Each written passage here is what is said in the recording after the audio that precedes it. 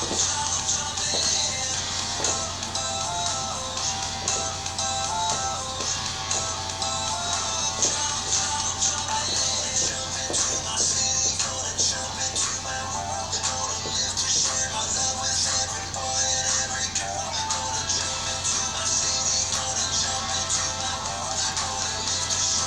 hey kids, Mr. Brett here, and yes, we're going to be jumping in today, so I'm excited that you're here at King Kids Worship.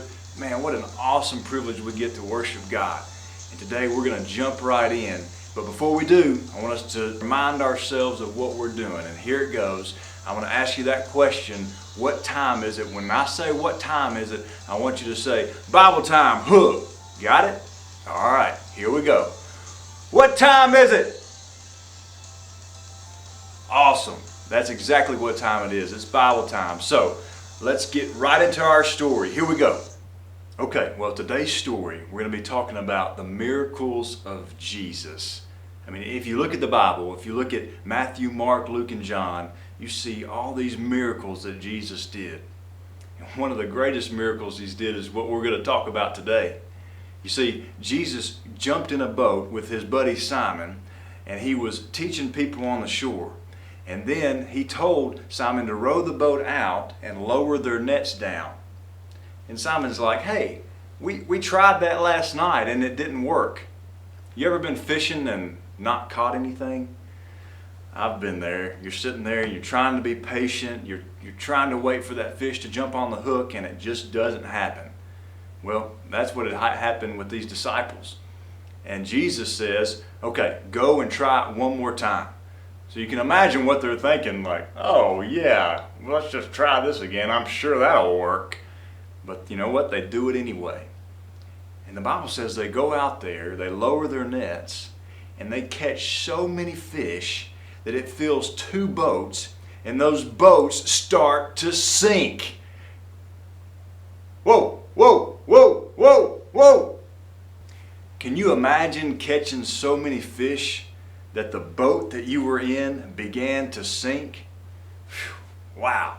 Well, that's exactly what happened. And the disciples were amazed. I mean, they couldn't believe how many fish that they had caught. And you know, that was a pretty amazing miracle. But Jesus had even a deeper lesson than that. He said, not only are you going to catch fish, but I'm going to make you fishers of men.